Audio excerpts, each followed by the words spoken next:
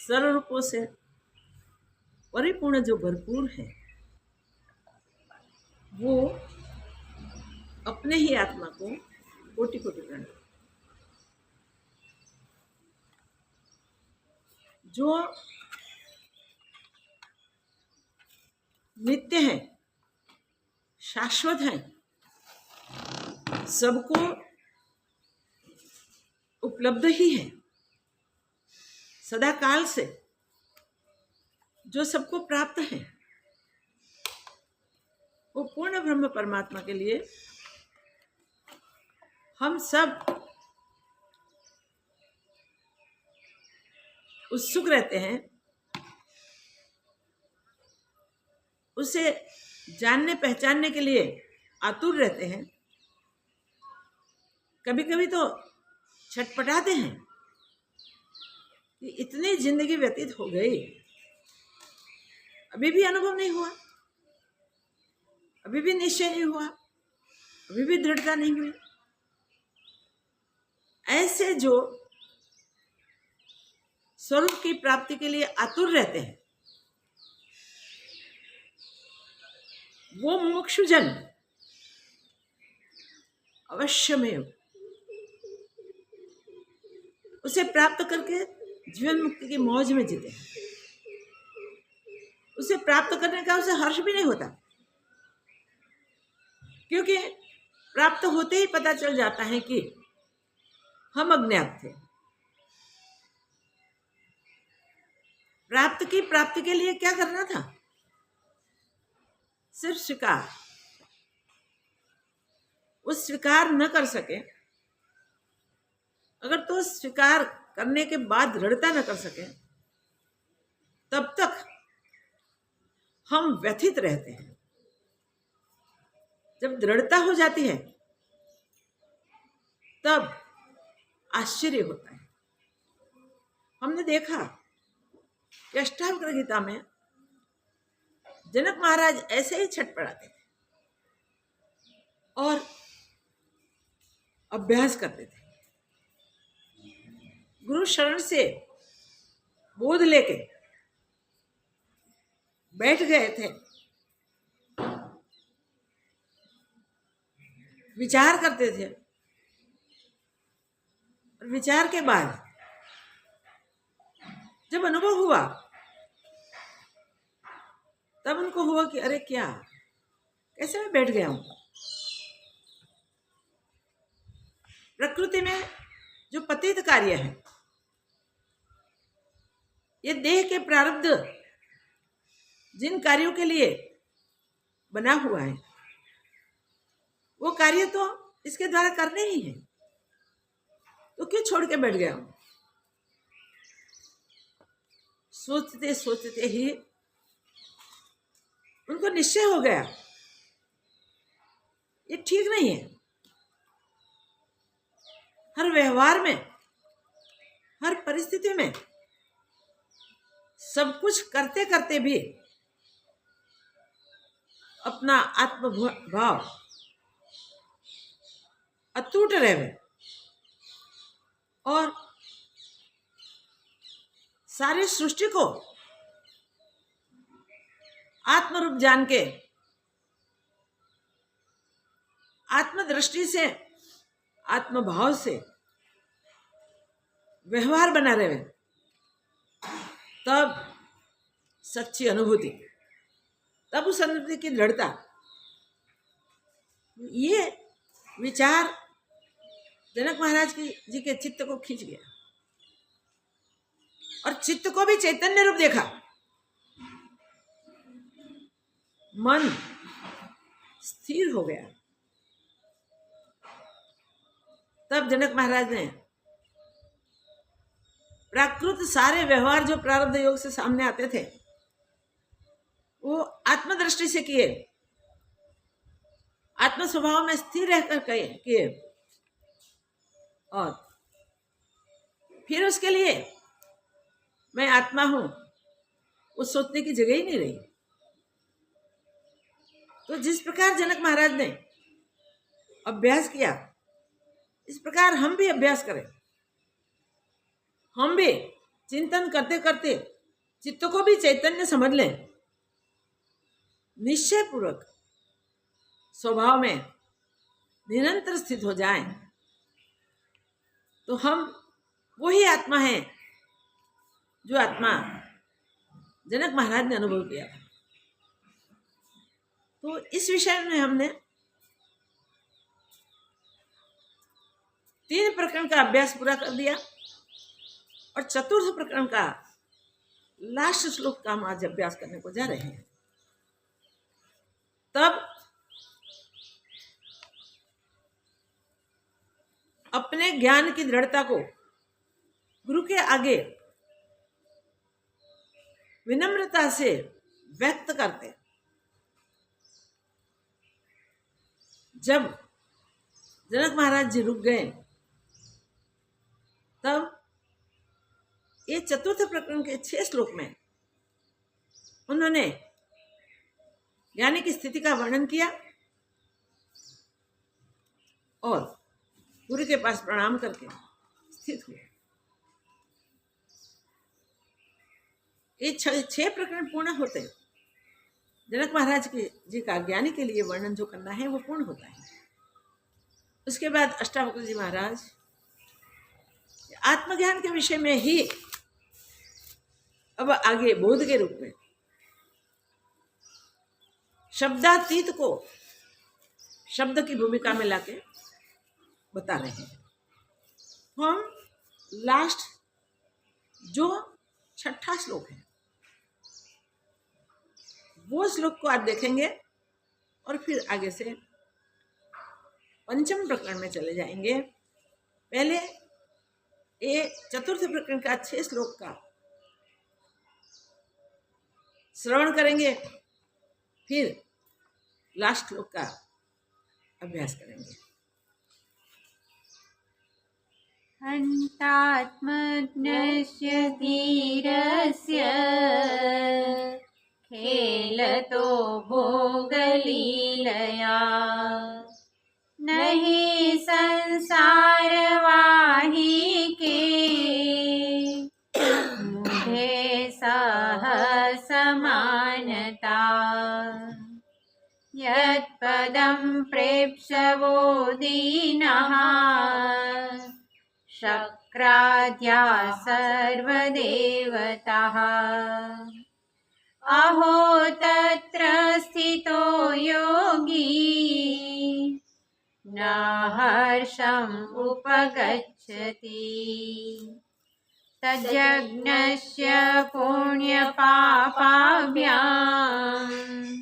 स्पर्शोऽयन्तर्न जायते न याकाशस्य धूमेन दृश्यमानापि संगतिः आत्मैवेदं जगत् सर्वं ज्ञातं येन महात्मना यदच्छया वर्तमानं तं निषेद्धुं क्षमेत कः आब्रह्मस्तम्भपर्यन्ते भूतग्रामे चतुर्विधे विघ्नस्यैव हि सामर्थ्यम् इच्छान् विसर्जने आत्मनम् अद्मयं कश्चिन् जानाति जगदीश्वरम् यद्वेत्ति तत्स कुरुते न भयं तस्य कुत्रचित् न भयं तस्य कुत्रचित्। ओम। ये निर्भय पद, ये आत्मपद हमारा सबका एक ही है। आत्मज्ञानी कोई भी हो, सबका अनुभव एक ही होता है। अज्ञानी के अनुभव, अन्य अज्ञानी के विचार, अज्ञानी का चिंतन भिन्न भिन्न हो सकता है। ज्ञानी अभिन्न आत्म तत्व में स्थित हो जाता है। इसलिए जिसे भी स्वस्वरूप का ज्ञान हुआ है वो सबका अनुभव एक ही बात करता है। तो जनक महाराज के अनुभव की बात, ज्ञानी के विषय में वर्णन सुन के अष्टावक्र जी महाराज बहुत प्रसन्न होते हैं और प्रसन्नता के साथ पंचम प्रकरण की शुरुआत स्वयं करते हैं। अब ज्ञान चर्चा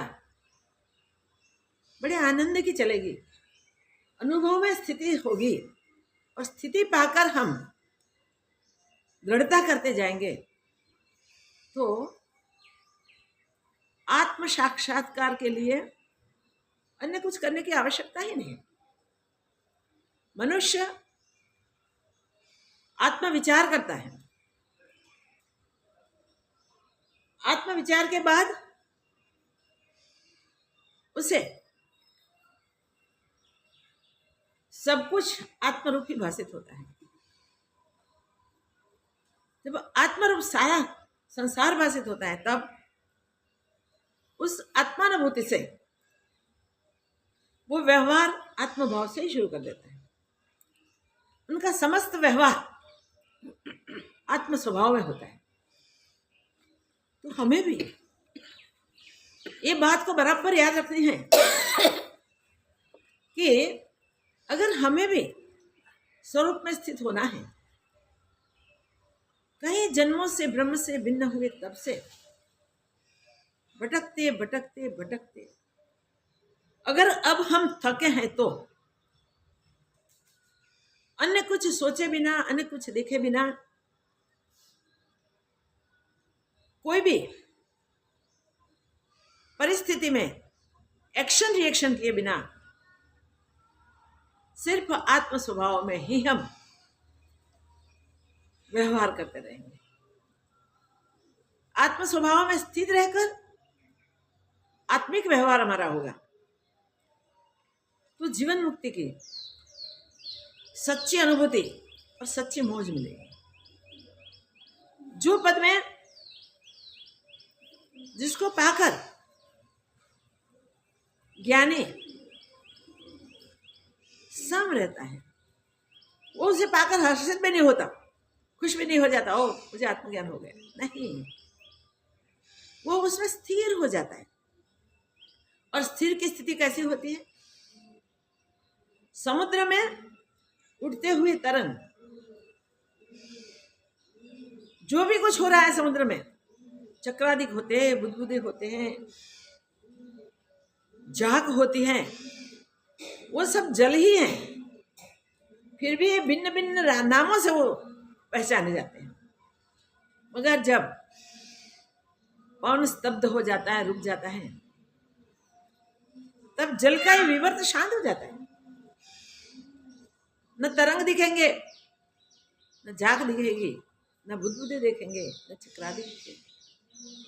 जल शोम शांत हो जाएगा। तब वो जल कैसा दिखेगा? अचल जल ऐसा वैसा पता भी नहीं चलेगा। जैसे कांच दिखे, जैसे स्थिर भूमि दिखे, वैसे ही जहां भी दिखे वहां वो आत्मा ही भाषित हो गए, अचल आत्मस्वरूप की अनुभूति हो जाए। पूर्व अनुभूति ऐसे हो जाए कि उसके बाद उसमें पवन के झोंके लगने से कई तरंग उठे, कोई कुछ डाले, कंकर आदि, उसमें चक्रादिक हो गए। उसके उछलने से और एक दूसरे से भटक जाने से, सामने किनारे से टकराने से, तो किनारे के नजदीक में झाग बन जाए उस जल की, और वो तरंग टकराते हैं, वो जल उस टकराव से छोटे छोटे बूंद बूंद हो जाता है।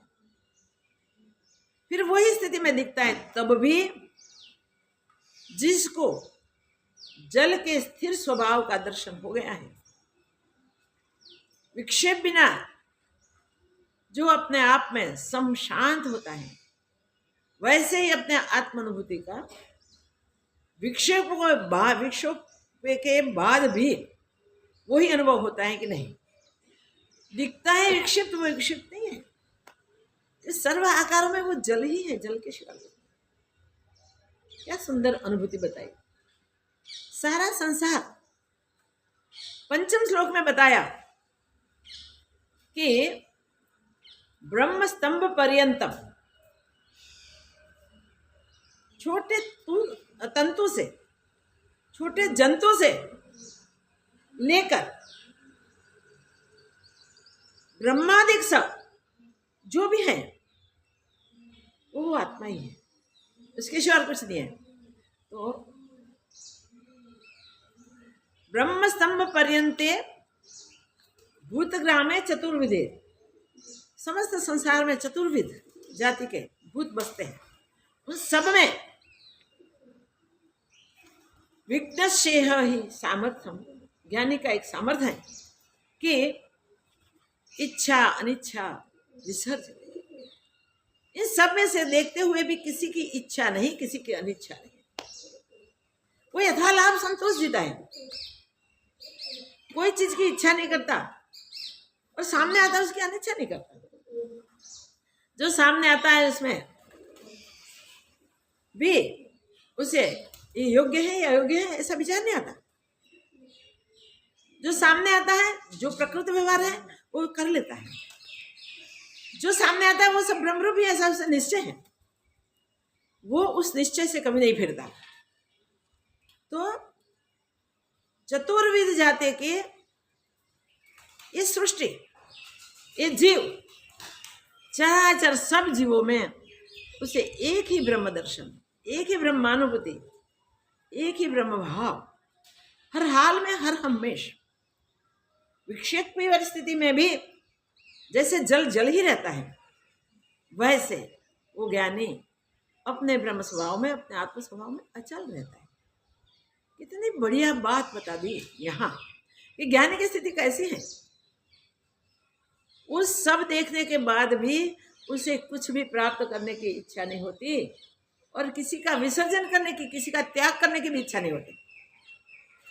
अब ज्ञानी की ये स्थिति को समझते हुए हम 6ठे श्लोक में प्रवेश करेंगे।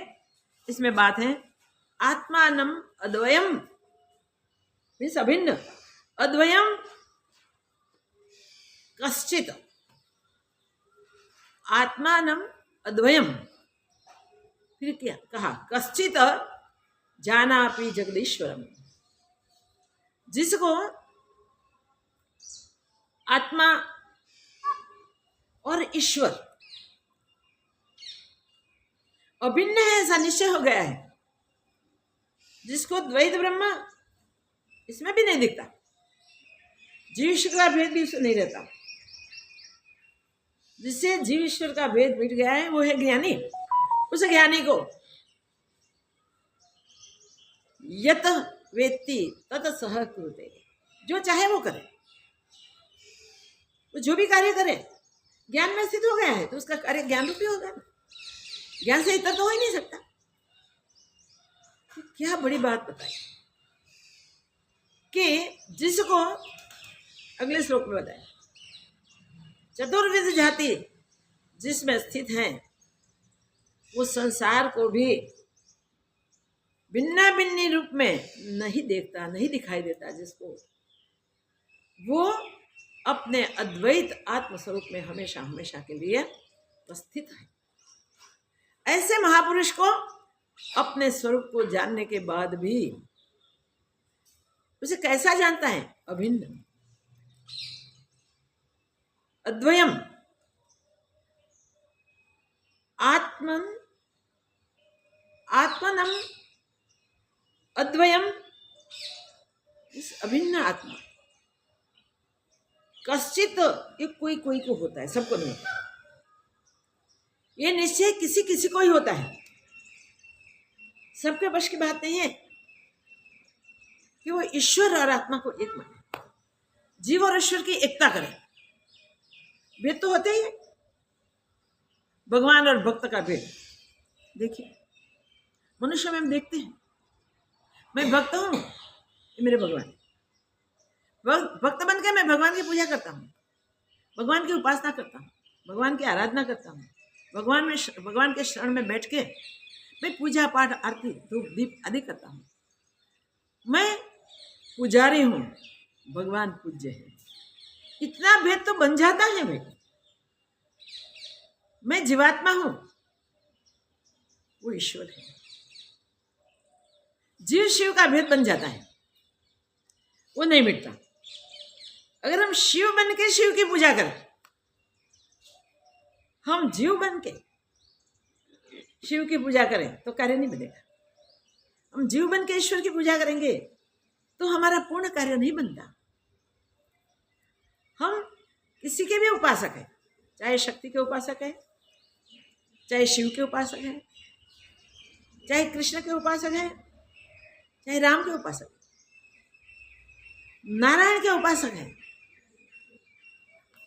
हम कोई देवी देवता के उपासक है, किसी के भी उपासक है, मगर उपासक और उपासक,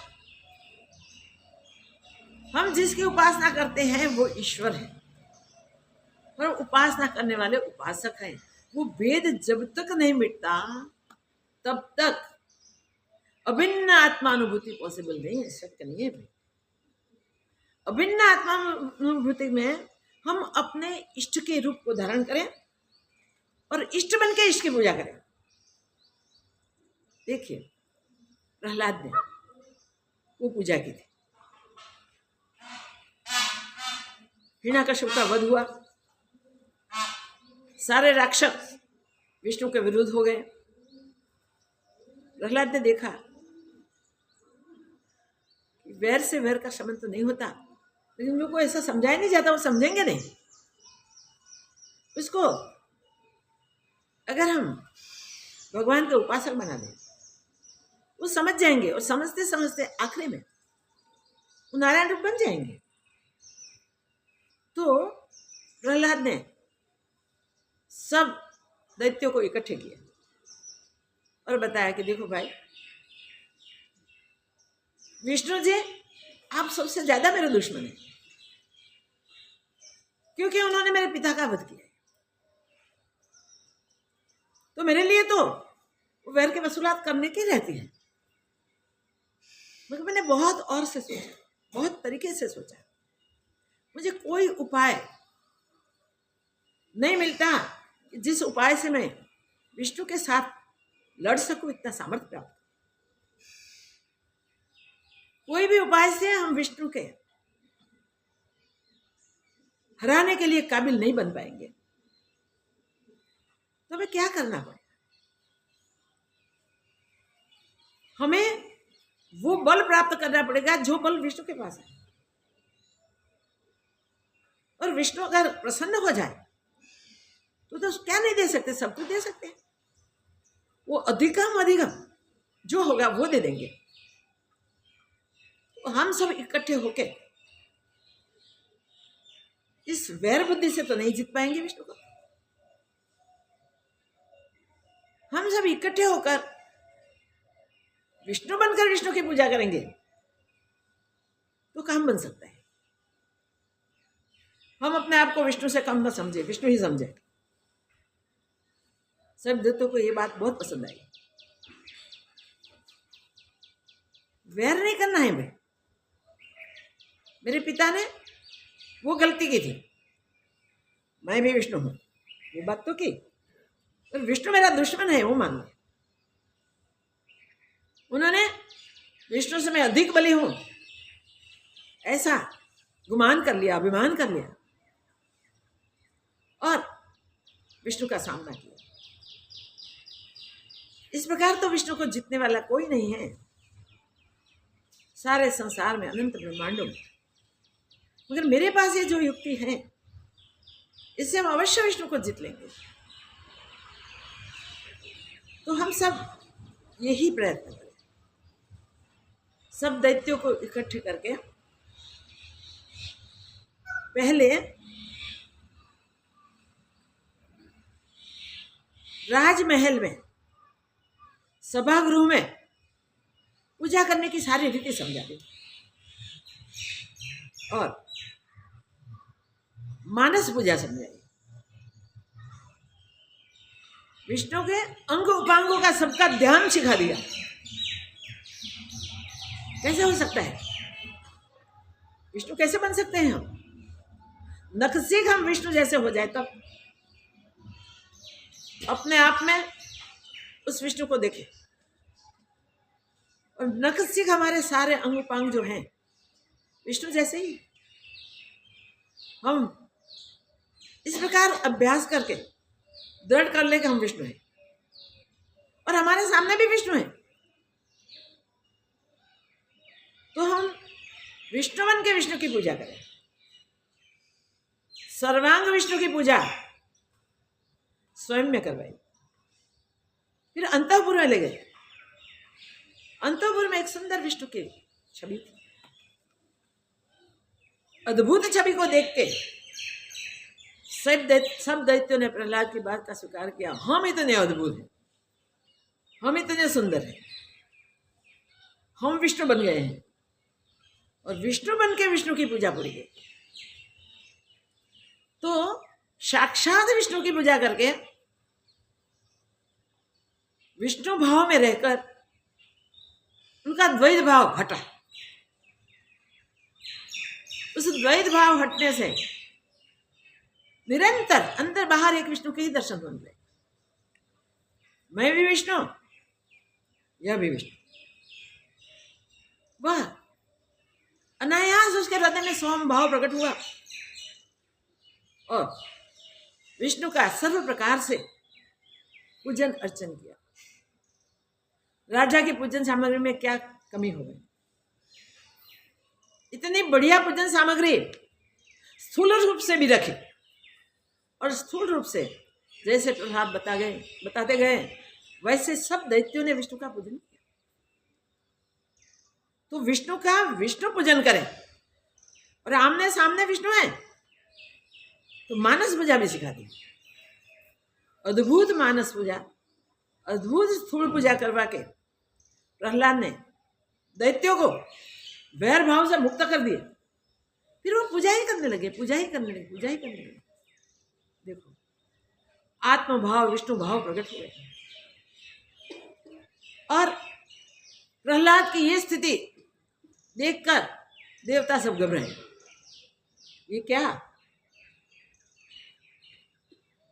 भगवान के सामने प्रार्थना की, प्रभु ये तो बलि हो जाएंगे, बड़े बलवान हो जाएंगे, फिर हम उन लोगों को नहीं जीत पाएंगे। भगवान को देवताओं को समझाना पड़ा, आश्वासन दिया, भाई रुको, ये अंतिम जन्म ये है, उसका अंतिम अवसर लेके आया है। अंतिम अवसर में वो किसका वैर करेगा? आप सोचो तो सही। उसकी पूजन विधि देखो, उसको देखो। उसने खुद ने तो पूजा की, सारे दैत्यों को पूजा में जोड़ दिए। इसका लास्ट का जन्म है, आपका विरोध नहीं करेंगे। याद रखें, अगर दैत्य लोग भी सतमार्ग के प्रवासी हो जाए, सत मार्गदर्शन के अनुसार सत्य को प्राप्त कर सके, तो क्या हम नहीं कर सकते? हम तो मानव हैं। याद रखें, हमारे लिए इतना मुश्किल नहीं है जितना दैत्यों के लिए, जिनके लिए संभवित ही नहीं आत्म साक्षात्कार। नारायण को प्रत्यक्ष करना, नारायण को प्रसन्न करना, नारायण से वरदान प्राप्त करना, जो संभवित नहीं है वो संभवित कर सके, तो क्या हम नहीं कर सकते? अवश्य कर सकते। बस सत्पुरुषार्थ ही बहुत आवश्यक। जिसने ऐसा सत्पुरुषार्थ किया वो मनुष्य तन पाके ब्रह्म ज्ञान को प्राप्त कर गए हैं, ब्रह्म स्थिति को प्राप्त कर गए हैं। और एक बार इस ब्रह्म ज्ञान की अनुभूति फिर वो कभी नहीं मिटती। उनको ये अनुभूति के अनुसार ही व्यवहार करने में सहजता प्राप्त होती है। तो ज्ञान प्राप्ति के बाद अपने स्वरूप को पहचानने के बाद मैं ही सर्व ब्रह्म हूं ऐसा निश्चय हो जाने के बाद चाहे कुछ करे ना करे क्या फर्क पड़ता है? कुछ करे ना करे कोई फर्क नहीं। फिर सोचने की जरूरत नहीं हमसे गलत व्यवहार हो जाएगा तो। अरे भाई गलत है नहीं, तुम स्वयं सत्स्वरूप हो गए तो गलत व्यवहार कैसे? संभवित नहीं। ऐसे ब्रह्मज्ञानी महापुरुष का सर्व प्रकार का भय निवृत्त हो जाता है। किसी भी प्रकार से कोई भी कोने से उसको भय सता नहीं सकता, उसके पास भय आ नहीं सकता। ऐसे निर्भय पद को वो प्राप्त कर देते हैं। तो अब जनक महाराज बता रहे हैं कि ऐसे आत्मज्ञानी निर्भय पद में निशंक होकर हमेशा हमेशा के लिए स्थित हो जाए। जब तक शरीर का प्रारब्ध रहता है तब तक वो ज्ञान में व्यवहार करते हैं। प्राकृत आजा को ठुकराते नहीं है, मुझे क्यों करना, ऐसा सोचते नहीं। करे ना करे उसे कोई फर्क नहीं पड़ता। फिर भी ज्ञानी भी शरीर जो प्रारब्ध से बना है वो प्रारब्ध से जब तक शरीर में रहता है तब तक शरीर से व्यवहार करता है। इसमें अकर्ता अभोक्ता की दृढ़ता। करते हुए वो अपने को कर्ता नहीं मानता, भुगतते हुए अपने को भोक्ता नहीं मानता। तो जिसका अभिमान, देहाभिमान सदा सदा के लिए मिट गया है, ऐसे ब्रह्मज्ञानी को कहां से भय सता सके? भय कहां से आ सके? उसको कोई दिशा में से कोई भी प्रकार का भय नहीं होता। ऐसे दृष्टांत तो अनेक पड़े संसार में, कितने देवे निर्भय महात्मा कैसे होते हैं। कभी कोई सत्संग में मैंने एक दृष्टांत दिया होगा, अभी कुछ समय की बात है। ब्रह्मलीन टाट वाले बाबा हरिद्वार में गंगा के घाट पे ही, तट पे ही रहते थे। छोटी सी कुटिया, उसमें वो रहते थे और ब्रह्म मस्ती में, आत्मानंद में। कोई आ जाए जिज्ञासु, सच्चा जिज्ञासु, तो कुछ बोलते थे, ज्ञानोपदेश करते थे। मगर ब्रह्म मस्ती में ऐसे रहते थे कि दिन भर घाट पे रहते थे। उनके देह का प्रारब्ध था कि जो भी जिज्ञासु आवे उसको अपनी अनुभूति के अनुसार मार्गदर्शन करे। दिन भर घाट पे रहते थे और जिज्ञासुओं का मार्गदर्शन करते थे।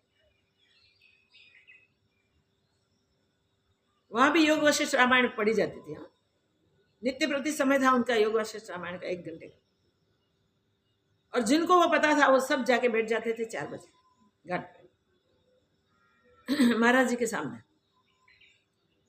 बाकी के समय में जो भी आवे उसको सहज सहज उसकी जिज्ञासा के अनुसार, उसकी स्थिति के अनुसार, उसकी मानस भूमिका के अनुसार उसे बोध करते हैं। सूर्यास्त हो जाए उसके बाद जंगल में चले जाते। वृद्धावस्था थी, शरीर चल सके ऐसा नहीं रहा। तब भक्तों ने, हरिद्वार में रहने वाले कोई एक भक्त ने वो पैडल रिक्शा बांध दी।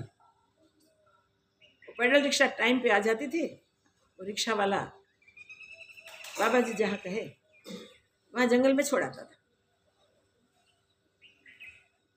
हर रोज का ही क्रम था। भक्त सारे जानते थे बाबा जी जंगल में जाके क्या करते होंगे। पूछा, बाबा जी अब जंगल में जाते हैं, वहां क्या करते हैं? बाबा जी बोला कुछ नहीं, बैठा रहता है। बाबा जी आपको तो साधना कोई करने की नहीं, तो आप जंगल में एकांत में क्यों नहीं चले जाते हैं? और रात को तो यहाँ कोई नहीं था गंगा मैया के सिवा। बोले नहीं, ये ले जाता है, हम चले जाते हैं। तो कुछ दिनों के बाद वो साधक देखते रहे बाबा जी कहाँ जाते हैं, क्या करते हैं, किस प्रकार उनकी रात्रि व्यतीत होती है। कुछ दिनों के बाद सबने निश्चय किया कि बाबा जी से बात करें। बाबा जी आपके सानिध्य में आप तो बैठे रहते हैं रात भर, तो जैसा समझे वैसा साधना करते हैं आप, ऐसा लगता है हमें, तो हम भी आपके सानिध्य में साधना करें तो सॉरी। बाबा जी ने बोला कि ठीक है, जब भी मौज आवे तब बैठ जाना, और अचल बैठना, साधना करनी है तो स्थिर बैठना। हम बाबा जी स्थिर बैठे। एक दिन ऐसा आया कि बाबा जी तो बैठ गए, समाधिस्थ हो गए। इतने में कोई शेर की त्राड़ सुनाई दी। एक दो त्राड़ हुई, सब कंपे। ऐसे तो स्थिर बैठे थे अगले दिनों को, इसलिए वो त्राड़ से कंपे और उनसे किसी से भी बैठा नहीं गया। बोले कि अब क्या करें, कहाँ जाए, भाग के तो हम कहीं नहीं जा सक पाएंगे, वो तो पहुंच जाएगा एक छलांग में और हम सबको मार डालेगा, तो हम पेड़ पे चढ़ जाए। पेड़ पे चढ़ गए, मगर पेड़ भी कंपते थे। क्यों कांपते थे? इसलिए कांपते थे कि अगर पेड़ पे चढ़ गया तो हमारा क्या होगा। किसी को वो विचार नहीं आया कि बाबा जी तो बैठे रहे हैं, तो उनके सानिध्य में हमें क्या होने वाला है, ऐसा विचार किसी को नहीं आया। सब कांपने लगे कि अगर ये शेर आके पेड़ पे चढ़ गया तो हम सबकी आज पूरी हो गई, जिंदगी खत्म हो गई। कांपते थे। फिर किसी एक को विचार आया कि अरे वो आएगा तो बाबा जी को मार डालेगा, हम तो नीचे जा नहीं सकते, कैसे बाबा जी को ले आवे, कैसे जगावे। देखो बाबा जी ज्ञानी हैं, ऐसे कई सालों से समझने वाले पूर्ण ज्ञानी निर्भय होते हैं, उसके सानिध्य में बैठे वाले भी निर्भय हो जाते हैं। वो भी जानने वाले कहते हैं कि हम तो क्या कर सकते हैं, बाबा जी को कैसे बचा सकते हैं। अब सब मन ही मन सोचने लगे कब वो पहुंच जाएगा, कब बाबा जी को खा जाएगा, कब पहुंच जाएगा, कब खा लो। समर्थ का सामर्थ्य भी भूल गए, जानते थे फिर भी छूट गया। हम सबके ये हाल है। हाँ भाई, सब कुछ जानते हुए हम आत्मा है, वो तो छोटा बच्चा भी जानता है।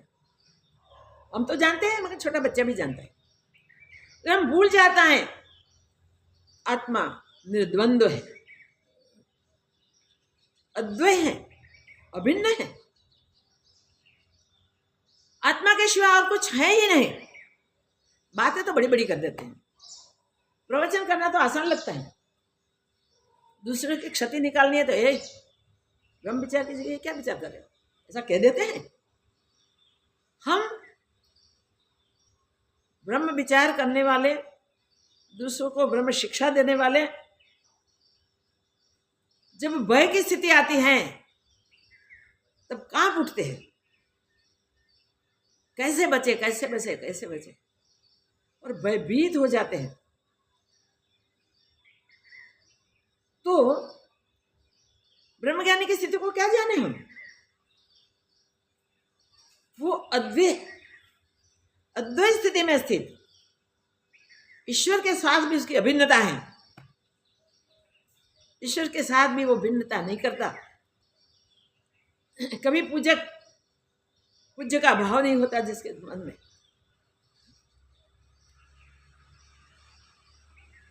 जिसके हृदय में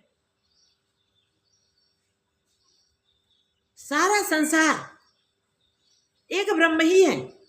कैसा? अद्वय ब्रह्म। अद्वैत ब्रह्म, अभिन्न ब्रह्म, उसकी क्या स्थिति? अज्ञानी क्या जाने। सुना है शास्त्रों से, सत्संग से, मानते भी हैं, स्वीकार भी करते हैं, मगर दृढ़ता नहीं भाई। दृढ़ता नहीं, इसलिए हम चलित हो जाते हैं परिस्थिति में, संजोग में। जो चित्त स्थिर लगता है वो चित्त भी व्याकुल हो जाता है। ध्यान में बैठे तब चित्त स्थिर हो जाता है। बहुत अच्छा अनुभव हुआ, आज बड़ा आनंद आ गया, आज तो मन शांत हो गया, अब ये शांति नहीं जाएगी।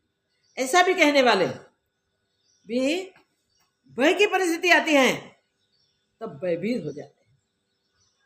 सालों से ध्यान का अभ्यास करते हुए, सालों से यही आत्माभ्यास करने वाले, सालों से भगवान के साथ निश्चयात्मिका बुद्धि करके अभिन्न भाव करने वाले, अभ्यास करने वाले भी देहाध्यास में पटक जाते हैं और मृत्यु के भय से डरते हैं।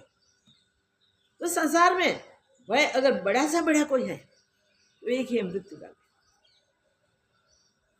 एक छिपकली आ जाती है तो भी हम डरते हैं, काट जाएगी तो, मर जाएंगे तो। बिच्छू आ जाए तो भी डरते भागते, सर्प आ जाए तो भागते हैं। तो शेर आदि का आवे तो क्या होगा हमारा? जो हाल वो साधकों का हुआ, रात भर बाबा जी के सामने बैठते थे कुछ दिनों से। वो ऐसी परिस्थिति में कांपते रहे। क्या हुआ? थोड़ी देर में शेर आया और बाबा के सामने देखने लगा, गुरक करके देख रहा था वो। तब ये सब घबरा रहे थे, ये अब तराप मारेगा, अब बाबा जी को खा जाएगा, अब खा जाएगा। बोल नहीं सकते थे, मगर चिल्ला भी नहीं सकते थे कि हमारा आवाज सुन जाएगा और हमको पकड़ लेगा तो ऊपर आके। चिल्ला भी नहीं सकते थे, घबरा रहे थे, तड़प रहे थे, कांप रहे थे। उन्होंने क्या देखा? वो शेर ने बाबा जी के आगे बैठकर प्रणाम किए पहले तो, फिर मस्तक झुका के उन्हें नाक रगड़ा बाबा जी के सामने। कुछ समय चरणों में स्थित रहा, बैठा रहा और लगे कि जैसे वो आनंदित हो रहा है। फिर भी वो निर्भय नहीं हुए, पेड़ पे बैठे बिठे चांदनी के प्रकाश में देखते थे, फिर भी वो आनंदित थे और बाबा जी डिस्टर्ब नहीं हुए। देखिए, वो जैसे आंखें मूंद के बैठे थे वैसे ही स्थित। शेर ने इतना कुछ किया, आवाज भी किया, अपने वाणी में स्तुति भी कर ली होगी उसने,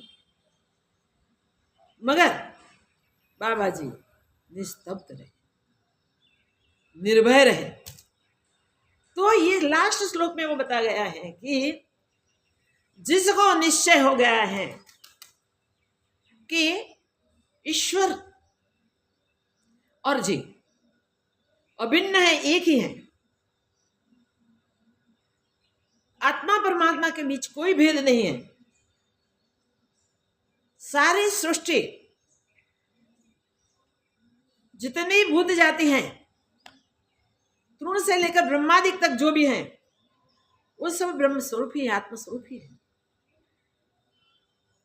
और उसके बाद उन्होंने अपना जीवन व्यवहार पलट दिया है, आत्मभाव से ही वो बरतते हैं। जैसा सोचते हैं, जैसा निर्णय करते हैं, वैसा ही वो करते हैं। उसको फिर कोई भय नहीं रहता, वो निर्भय पद में स्थित हो जाता। कैसे महापुरुष होते हैं? जिसको रोग भी लग जाए, महारोग लग जाए, वो सिर तो चला गया। तो एक मृत्यु का भय सबसे भारी वो सामने आया था, तो भी भय नहीं दे सका। तो संसार में जितने भयदायक तत्व हैं, किसी के पास ज्ञानी को भय देने का सामर्थ्य नहीं है। पांचों तत्व के पास वो सामर्थ्य है इस सारी सृष्टि का प्रलय कर सके। एक एक तत्व के पास इतना सामर्थ्य है इस सारी सृष्टि का प्रलय कर सके। मनुष्य के भीतर तो पांचों तत्व, सब सृष्टि के जीवों के अंदर पांचों तत्व है, पृथ्वी जल तेज वायु आकाश, इसी में इसी से बना है। मन ने सर्जन किया है जिसका, हम भी वो मन का सर्जन का पुतले ही हैं। मन के सर्जन के पुतले जो मन मिथ्या है, बार बार सत्संग में हमने सुना है, मन सत्य नहीं है, वो मन के गुलाम रहते हैं और अभ्यास करते हैं, आत्म साक्षात्कार की वांछना करते हैं, जिज्ञासा लेके प्रयत्न करते हैं। तो ऐसी स्थिति में भी हम आत्म भाव में स्थिर नहीं रह सकते, ये प्राकृत आचार के सामने चलित हो जाते हैं। याद रखें, ऐसी स्थिति जिसने भी प्राप्त कर ली उसको करना क्या है, स्व में स्थित रह जाना है, और रहना नहीं, वो स्व में स्थित हो जाता है। हम जब तक स्व में स्थित न हो जाए तब स्वस्वरूप की स्थिति प्राप्त करने के लिए पूर्ण पुरुषार्थ करें। पुरुषार्थ करते करते वो पूर्ण स्थिति प्राप्त हो जाए, तब हमें वो सोचना नहीं पड़ेगा कि मैं आत्मा हो रही अनात्मा है, जगत झूठा है मैं सत्य हूं। फिर तो सब कुछ आत्मरूप ही भाषित होगा, सतरूप ही भाषित होगा। वो स्थिति प्राप्त करने के लिए चाहे जीवन चाहे मरण उस शरीर का ही है, ऐसा निश्चय होता है। इसलिए शरीर को छोड़ने में भी उसे कोई तकलीफ नहीं होती, और शरीर को प्रारब्ध के अनुसार उसमें कोई ऐसा भयानक रोग आ जाए तो भी वो इसमें चलित नहीं होता। स्वामी रामकृष्ण परमहंस, जिनको मुंह का कैंसर हुआ है, बोल नहीं सकते थे, खाने पीने की क्या बात करें, ऐसी स्थिति में भी वो हमेशा ज्ञान मुद्रा में स्थित रहते थे, परम शांत मुद्रा में स्थित रहते थे, पूर्ण विश्रांति में रहते थे, और नित्य प्रति उनकी विश्रांति और शांति की अनुभूति दर्शनार्थी जो आते हैं वो सब करते थे। वो ज्ञान से ऐसे पूर्ण थे, उनके रोग में भी वही ज्ञान था। जब अंतिम समय नजदीक आया तो विवेकानंद जी सेवा में थे। वो ज्ञान प्रकट करने का समय आ गया था, अधिकारी सामने थे, पूरे दिन के मुंह से निकले हुए पीप, खून, लाल आदि जो वेस्ट जिसको हम देख नहीं सकते, उस ठुकरानी मांगी, बोले इसके योग्य जगह पे रख दे, इसे योग्य जगह पे रख दे। विवेकानंद तब भयभीत न हुए कि ये पीऊंगा मैं भी ऐसा रोगी हो जाऊंगा। तो देखिए ज्ञानी के लक्षण, वो तो ज्ञानी थे, परमहंस तो पूर्ण ज्ञानी थे, रोग उनको सता नहीं सका, देह से भी वो विक्षिप्त नहीं हुए, मगर उसके अणु अणु में वो ज्ञान की दृढ़ता थी। जो वेस्ट दिखे उसमें भी वही ज्ञान की दृढ़ता थी, और वेस्ट तो स्वरूप वही था, सवाल ही नहीं।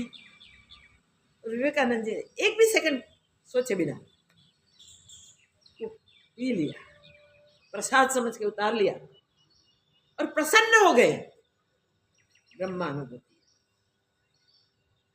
ऐसी परिस्थिति में भी हम बिल्कुल चलित न होवे, ऐसी ज्ञान दृढ़ता होवे, ऐसा निश्चय हो जाए, तब सर्व प्रकार के भय भागते फिरते हैं हमसे, भय भागते हैं, भय हमें नहीं भाग सकते। ऐसे ज्ञानी पुरुष को कहीं से भी कोई भय नहीं होता। स्वामी रामतीर्थ ऐसे निर्भय जीते थे, प्रोफेसर थे, ऐसे इजारा नहीं होता कि साधु सन्यासी ही ज्ञानी हो सकता है। जिसने जीवन काल में सर्वन्यास कर दिया है, कषाय परिपक्व कर लिए हैं और जिसमें दृढ़तापूर्ण सर्वात्म भाव स्थित कर लिया है, सदैव आत्मभाव से ही व्यवहार करते हैं, वो पूर्ण ज्ञानी हो जाते होते हैं। तो वो राम तीर्थ जी प्रोफेसर थे। घर में तो नाजुक आर्थिक परिस्थिति थी, इसलिए पैसे बचा के भेजने भी थे, अपना निर्वाह भी चलाना था। कोई अर्थार्थी आ जाए, कोई मांगने वाले आ जाए तो उसका अर्थ को भी पूर्ण करना था, उसकी इच्छाओं को भी पूर्ण करनी थी। जिस दिन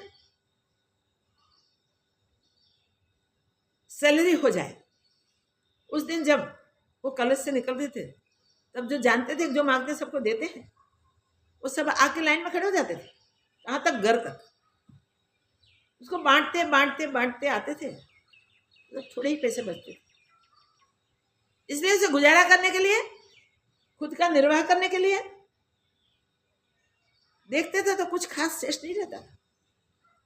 जो बचता था वो घर पे भेज देते थे, और वो कम से कम किराए के मकान में रहते थे, जिसमें सर्व ही सर्व रहते थे।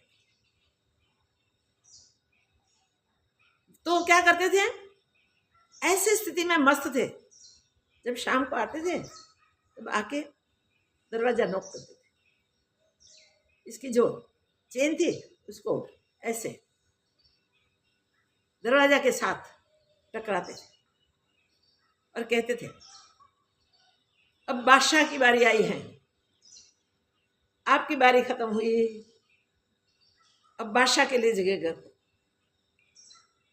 सर्पाधिक जो भी वहां थे वो सब भी सुनते ही तुरंत हट जाते थे, वहां से कमरा खाली कर देते थे, छिप जाते थे। यानी क्या शब्द का प्रभाव भी कैसा होता है, देखो। निर्भय तो थे, सर्पों के बीच रहने के लिए उनको कोई भय नहीं था, अगर रहने की जगह नहीं थी, इतने सर्प थे वहां, सोने के लिए तो थोड़ी जगह चाहिए ना। तो वो उनको कहते थे, अब बादशाह की बारी है, आपकी बारी पूरी हो, जगह कर दो। तो सर्प इधर उधर सब छिप जाते थे। ऐसे रहते हुए राम बादशाह को पूर्ण ज्ञान में स्थित व्यवहार करते करते देह में अभिमान नहीं था। देह भी आत्मा ही है, ऐसा निश्चय था। जो जिसका है उसको अर्पण करने में क्या फर्क पड़ता है। उसी समय उनको भी कैंसर हुआ। उन्होंने देखा कि अब किसी को उपयोग नहीं होगा, ये जो कार्य कर रहा था ये देह से, वो कार्य के योग पूरे हुए हैं। इस शरीर को रख के क्या करना है। गंगा तट पे गए और कहते, माँ राम बादशाह आ रहा है, अब दिया हुआ देह समर्पित कर देता हूं। मैं मुझ में समाहित हो जा रहा हूं, मैं मुझ में लय हो रहा हूं, मैं तुझ में मिल रहा हूं, मैं तुम वश के भेद अब नहीं बचे। ऐसे करके गंगा जी ने निकला दिया, देह को छोड़ दिया, और वो अपने आप में निज स्वभाव में स्थित हो गया। कोई भय रहा, निर्भय स्थिति, निर्द्वंद स्थिति। किसकी बात करेगा। ये तो अभी के नजदीक के महात्मा पुरुष हैं, उनकी बातें। आगे के महापुरुषों की तो क्या बात करें, कितने की बातें करें।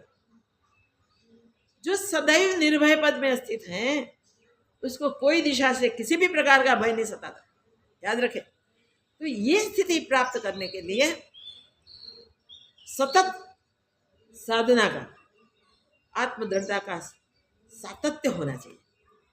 बीच बीच में करें, बीच बीच में छोड़े, इसमें ऐसी दृढ़ता नहीं हो सकती।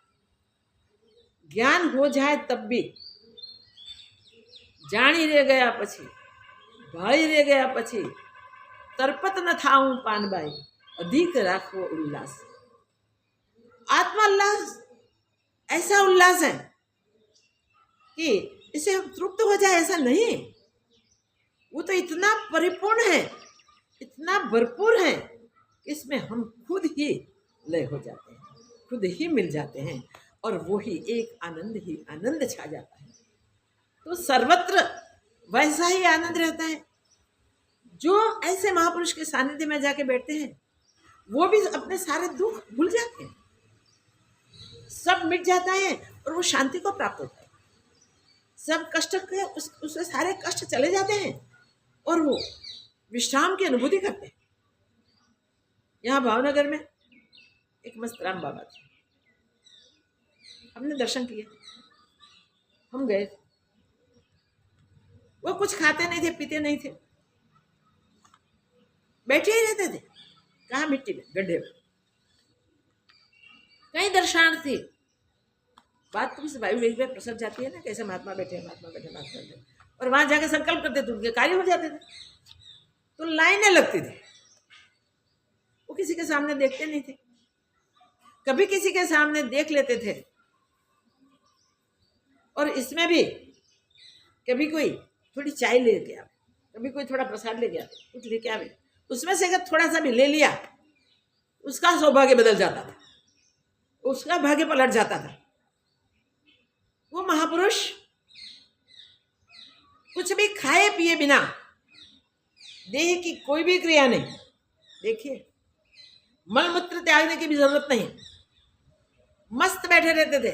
कभी किसी को प्यार आता था तो बाबा जी के लिए वस्त्र तैयार करा के ले आते थे, और बाबा जी को बड़े प्रेम से, बड़े आदर से, बड़े भाव से, श्रद्धा संयुक्त अर्पण करते थे बाबा जी। तो कहते पहना दो, पहन लेते थे।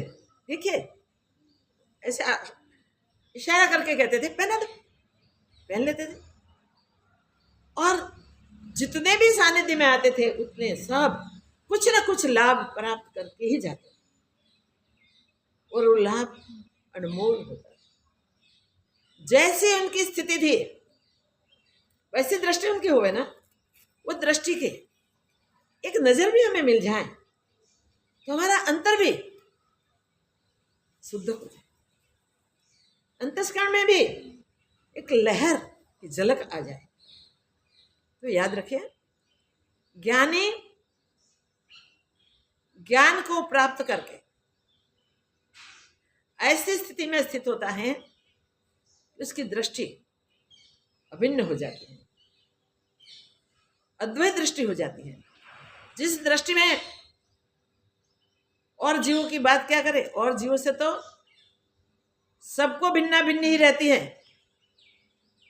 वहां भी उसको भिन्ना भिन्न नहीं थी, वो सब भी मेरे ही अंश है, मेरे ही अंश। ऐसा अंशांशी भाव भी उनमें नहीं था, सब मैं हूं वही भाव था। ज्ञानी का वही भाव हमेशा रहता है, और वही भाव से कभी किसी को भिन्न नहीं समझते, अरे ईश्वर को भी भिन्न नहीं समझते। उनका जीव भाव हमेशा हमेशा के लिए छूट जाता है, और आत्म भाव बनता है ऐसा नहीं है, आत्मिक दृढ़ता हो जाती है।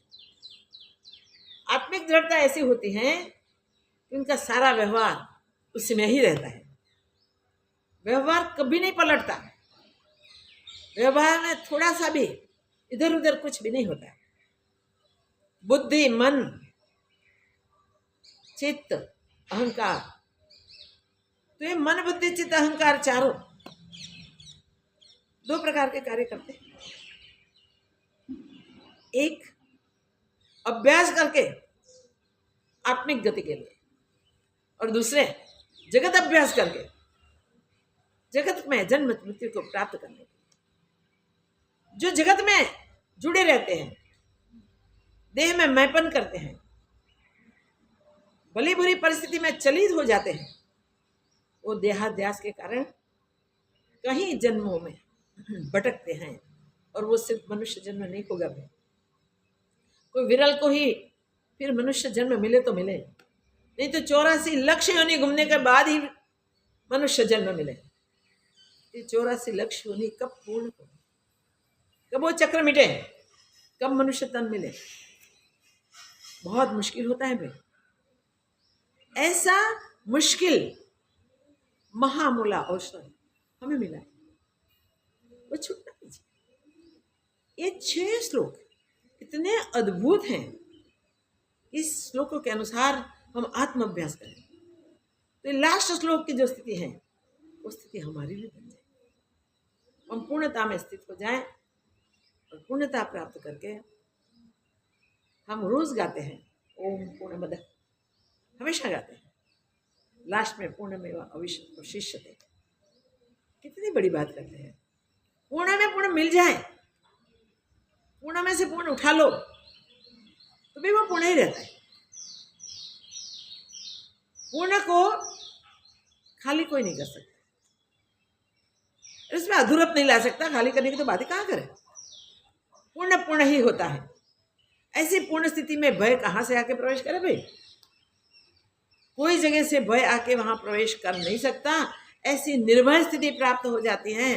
वो स्थिति हमें प्राप्त करनी है। इसलिए हमें सब कुछ मिल गया है ऐसा मान के बैठ जाना नहीं है। याद रखें, कभी कभी हमें संतोष हो जाता है, इतने सालों से हम साधना करते हैं, तब तो आनंद आता है।